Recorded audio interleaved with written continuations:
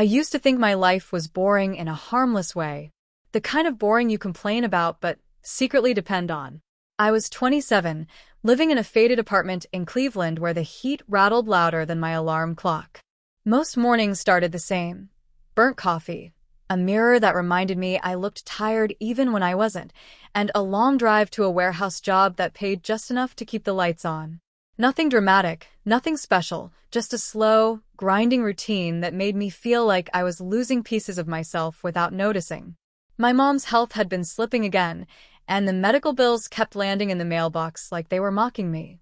My car was one breakdown away from dying. The guy I shared rent with barely spoke, except to ask if I'd already paid my half. I'm not proud of how small my life felt. But when you're drowning quietly, you don't make a scene. You just swallow water and keep walking. That day started like any other. I clocked out of the warehouse around noon, shoulders aching, hands still smelling like cardboard. I told myself I'd stop at the mall to clear my head before heading home. Wandering through clean, polished aisles always made me feel even more aware of what I couldn't afford. I don't know why I picked up that expensive face cream. Maybe because my mom once said she wished she could try something nice just once. Maybe because I was tired of feeling like the world was always out of reach. A stupid, exhausted impulse. I felt the weight of it in my pocket the second I slipped it in. My heart started thumping like it wanted to jump out of my chest. I kept telling myself, just walk. Just leave. It's nothing. No one saw. But 10 feet from the sliding doors, a hand grabbed my arm. Firm, unshaking, official. Sir, come with us. My stomach dropped so hard I thought I'd be sick. The store security room was too bright, too cold, and too quiet. I kept thinking about my mom, about losing my job, about how 1 week moment was about to swallow everything. I didn't know it yet, not even when the police arrived, that this small, desperate mistake was about to pull me into a world I never imagined. A world where my name, my clothes, my identity, all of it would be rewritten. The police car ride wasn't loud or dramatic like in movies. It was quiet, too quiet. Just the sound of my own breathing, too fast, too uneven, fogging the window as the city blurred past. I kept replaying the moment over and over. The grab, the voice, the cold room. I wasn't a criminal. I wasn't supposed to be sitting in the back of a cruiser. But life doesn't stop to ask what you're supposed to be. At the station, everything smelled like old coffee and disinfectant. They took my fingerprints, snapped a mugshot, and sat me down across from a public defender who looked younger than me. He skimmed through my file with an expression that said, "You're lucky. First offense, probably nothing serious. You'll likely get probation. Maybe some community service." I wanted to believe him. I really did. But shame has a way of making even good news feel temporary. Court came fast. Too fast. I barely slept the night before, imagining headlines that would never exist, conversations with my mom I wasn't ready to have, a future shrinking to the size of a jail cell. When we stepped into the courtroom, I felt small in a way I can't explain. Like I didn't belong anywhere anymore. The judge was older, stern, but not cruel. He studied me for a long moment before speaking, as if trying to read everything I wasn't saying. "This is a minor theft," he began, "but it reflects deeper instability. Jail time won't address that." I swallowed hard. My defender shot me a sideways glance. "Stay calm." The judge continued, "You stole from a retail chain owned by the Hart Foundation. Ms. Marilyn Hart has proposed an alternative rehabilitation arrangement." My defender froze. "What kind of arrangement?" The judge folded his hands. "You will live and work under her supervision for 6 months. She will define the terms of your employment and behavior. Break the agreement, and you serve the original sentence." Something icy crawled through my chest. "Her terms? She insists on a specific presentation," the judge added, almost reluctantly. "It is unconventional, but legal. And you already signed consent through the felony diversion waiver." I stared at my lawyer. "What did I sign?" He whispered, "It's better than jail. Trust me." But the judge wasn't finished. "Report to her office Monday morning at 8. She will explain everything. I urge you not to violate her instructions. Her instructions. Her terms. Her specific presentation. I had no idea what any of that meant. But the way the judge avoided my eyes told me one thing. Whatever was coming wasn't going to feel like punishment. It was going to feel personal. And I wasn't ready. Not even close. I didn't sleep the night before I had to meet her. My mind kept circling the same questions. What kind of rehabilitation program needs a specific presentation? Why me? What did I actually sign? By the time morning came, my nerves felt raw. Marilyn Hart's corporate tower didn't look like a place where my life was supposed to be decided. It looked like somewhere people with perfect resumes and perfect childhoods worked. I walked through the revolving doors feeling like an imposter the second the air conditioning hit me. The receptionist glanced at my paperwork and stiffened slightly, like she already knew. Ms. Hart is expecting you. Top floor. Top floors are never for good news. The elevator ride was long, silent, reflective. I watched my distorted reflection in the brushed metal walls, same tired face, same eyes trying to pretend they weren't scared. But something about today felt like stepping into someone else's story. When the doors opened, a woman in her 40s, sharp suit, sharper eyes, stood waiting. Mr. Collins. Her voice was calm, controlled, a tone used by people who never need to raise their volume to be obeyed. Yes. I'm Marilyn Hart. Come with me. No handshake, no welcome, just direction. Her office looked like a magazine spread. Minimalist, expensive, every detail chosen with purpose. She sat behind her desk and folded her hands. You understand the terms of the diversion program? I know I have to work for you, live under supervision. That's all they told me. She exhaled like my answer disappointed her, but didn't surprise her. Let me be direct then. I don't need a male assistant. The words hit harder than I expected. Then what exactly am I supposed to do here?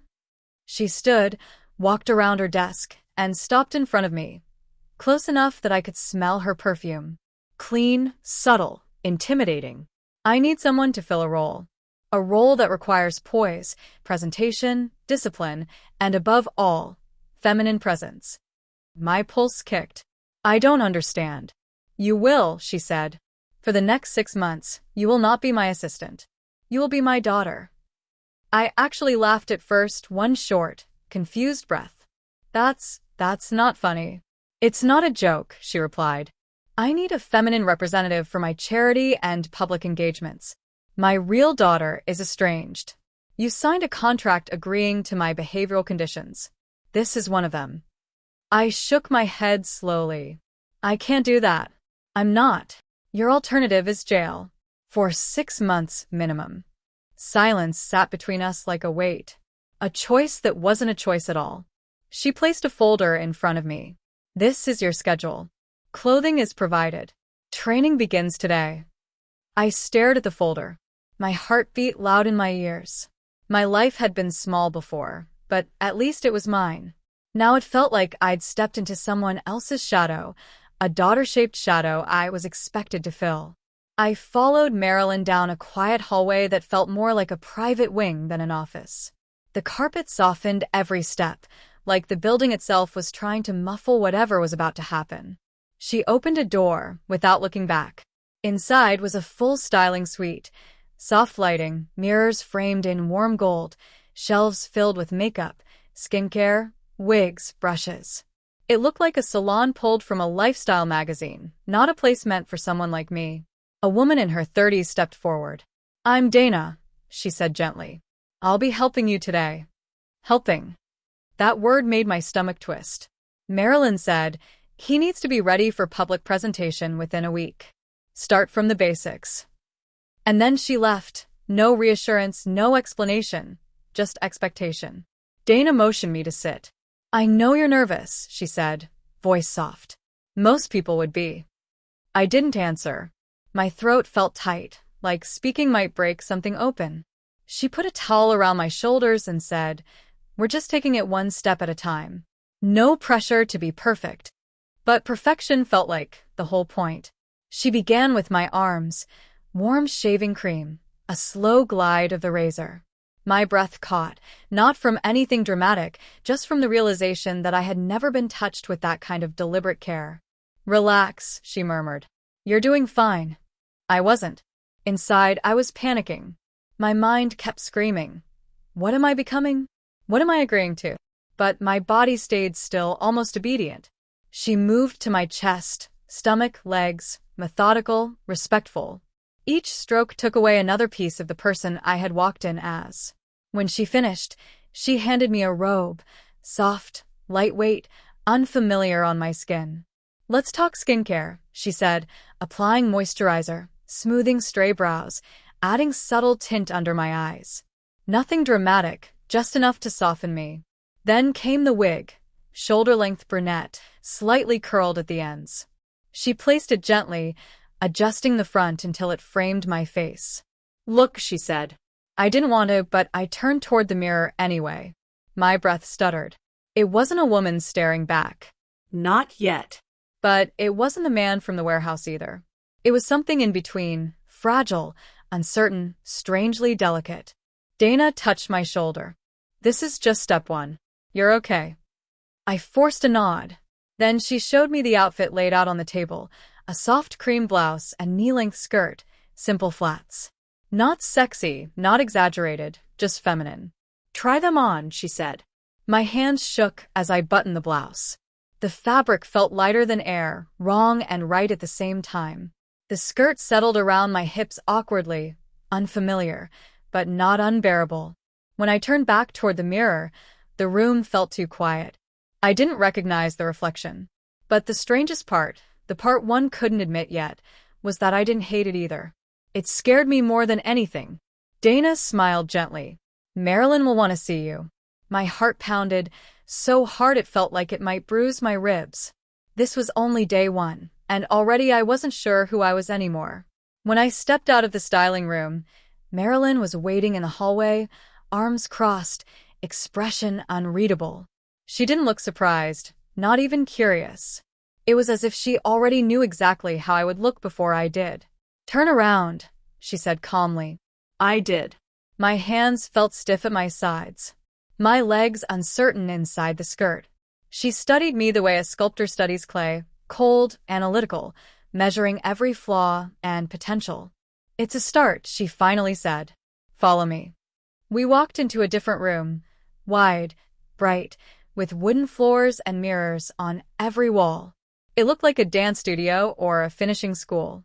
A woman in a simple black dress stepped forward. "I'm Elena," she said with a warm smile. "Posture and movement instructor." Movement instructor. I didn't know whether to laugh or run. Marilyn gestured. "Teach him the basics. He needs to blend in, not draw stairs." Elena nodded and turned to me. "Let's begin gently. Shoulders back, not tense. Chin relaxed. Try walking to the end of the room." I took a step and nearly caught my foot on the flat. She hid a smile. "It's okay. You've walked your whole life one way. Today you're learning another. It'll feel strange." Strange didn't cover it. My body felt borrowed. I couldn't figure out where to put my hands, how to shift my weight, how not to look like a guy playing dress up. "Smaller steps," she coached. "Less impact. Let the skirt guide your pace." I tried again. Awkward, clumsy. My reflection in the mirror made my heart twist. I looked like someone pretending. Someone lost. Elena stepped beside me. "Control comes from your center. Try again, but breathe this time." I walked, still shaky but better. Then came the part one dreaded most, voice. "We don't need falsetto," she said. "Just soften the edges, less force, more intention." I spoke like this. "Closer," she said gently. "Think conversational, less defensive." It was humiliating but also strangely intimate, having someone listen so closely to how I spoke, not what I said. Marilyn returned near the end of the session. "One more thing," she said, stepping forward. She held a small card. "A name," she explained. "Something suitable for public introductions. We can't use your legal one." She handed it to me. "Ava." The letters looked delicate, almost shy, completely unlike the life I came from. "That will be your identity when working with me," she said. You will answer to it without hesitation. My chest tightened. And if I slip? You won't, she said simply. You don't have the luxury of mistakes. On the drive back to the apartment she provided, I kept saying it under my breath. Ava. The first time it felt ridiculous. The 10th time it felt scary. The 30th time it felt like it belonged to some quiet part of me I hadn't met yet. That night I wrote in the journal they gave me, I don't know who I am right now. But for the first time, the confusion feels bigger than fear. I closed the book, turned off the lights, and lay there in the dark, not as the man I'd always been, but not fully as Ava either. Somewhere in the middle, suspended, waiting. Marilyn didn't tell me where we were going until we were already in the car. Charity luncheon, she said, adjusting her sunglasses. Small crowd, low stakes. Consider it a test run. Low stakes. Maybe for her. For me, it felt like being shoved onto a stage without ever learning the script. I smoothed my skirt for the 10th time, feeling every strange sensation of the tights against my legs. My wig felt too perfect, too secure, like it was reminding me constantly that I wasn't really the person I looked like. Ava, Marilyn said suddenly. Stop fidgeting. Confidence is posture, not perfection. The name still startled me every time. Ava. I kept waiting for that little sting of imposter guilt, but what I felt instead was a tug, a pull towards something I didn't understand yet. When we arrived, the room was warm and bright, filled with women in soft colors and polite chatter, the clinking of forks on plates, laughter in small bursts. People who lived lives I'd never even brushed against. Marilyn placed her hand lightly on my back, guiding, not comforting. Shoulders back. Remember, they aren't looking for flaws. They're looking for presence. As we stepped in, I felt every eye in the room shift toward us. Maybe they were just curious. Maybe they were just acknowledging Marilyn. But my body reacted like I was under a spotlight. A woman approached with a smile. Marilyn. And this must be your daughter, Ava, right? My breath caught. Not a question, a statement. I forced a smile. Yes. Nice to meet you. My voice wavered on the first syllable but softened by the end. Elena would have been proud. The woman's eyes sparkled. Oh, she's lovely. Lovely. No one had ever used that word about me before. I expected suspicion, double takes, someone squinting like they could see the truth underneath the wig and makeup.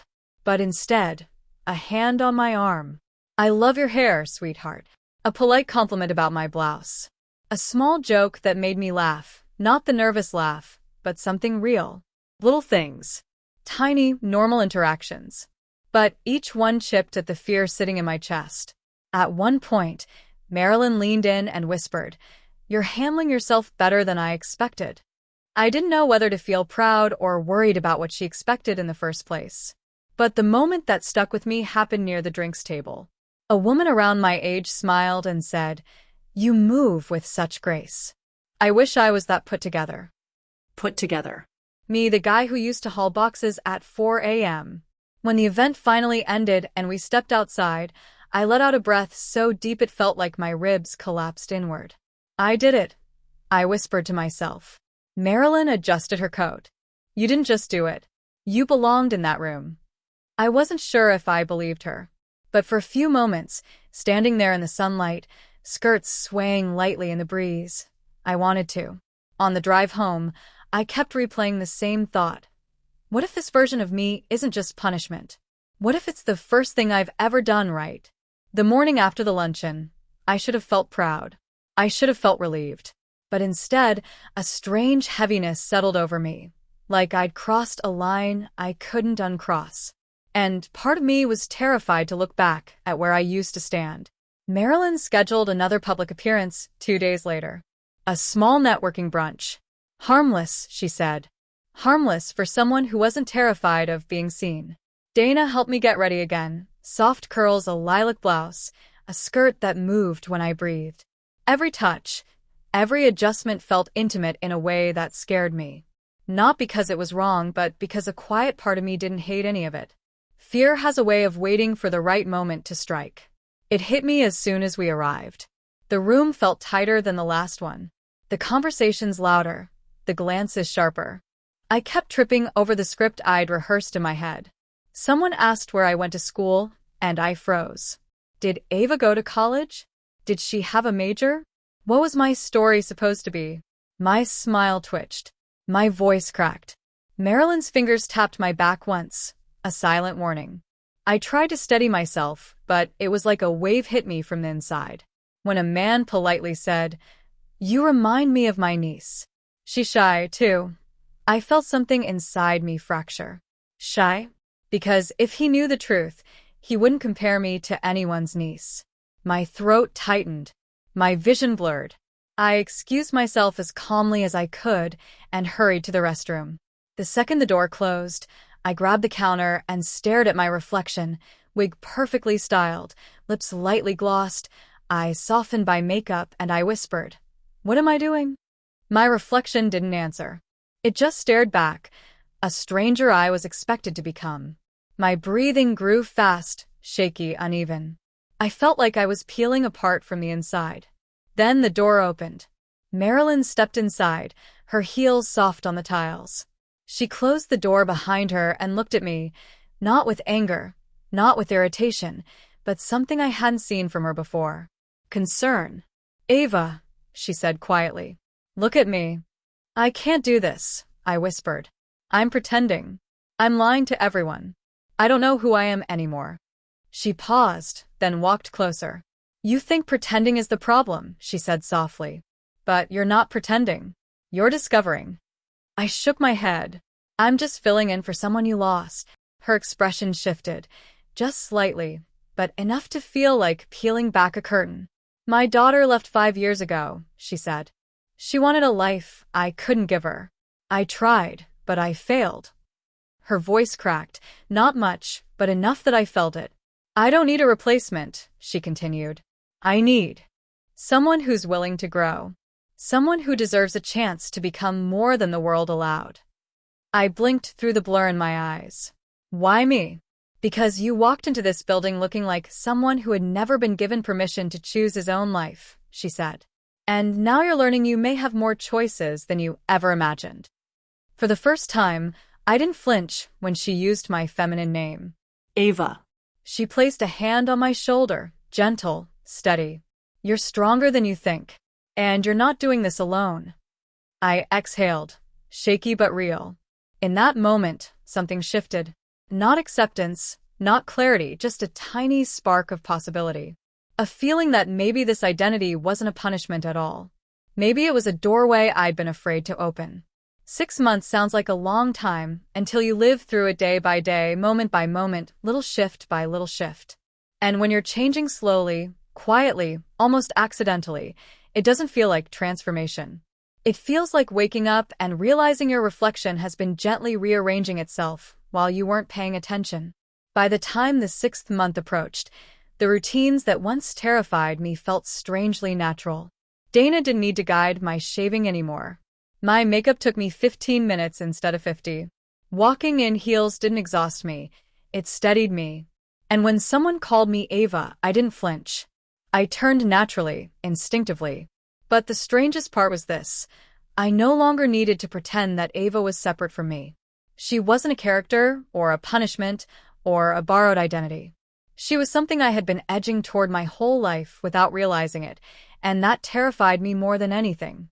On the morning of my final evaluation, Marilyn called me into her office. She didn't sound stern or formal. She sounded thoughtful. "Sit." I folded my skirt beneath me and sat, hands in my lap. It no longer felt forced. It felt right. She studied me with an expression I couldn't read. "You look comfortable," she said. "I guess I am," I admitted. "Are you comfortable as my daughter?" she clarified. "Or comfortable as yourself?" I swallowed hard. I don't know. I only know that I don't feel like who I was before." For a long moment, she said nothing. Then she exhaled softly. "Your sentence ends today," she said. "You're free to leave. Go back to your old life. Your warehouse job. Your old clothes. Your old name." Hearing it out loud hit me in a way I didn't expect. My old life, a place where everything felt too heavy, too small, too dim. And if I don't want to go back? I asked, barely above a whisper. Marilyn folded her hands. Then you stay, she said simply.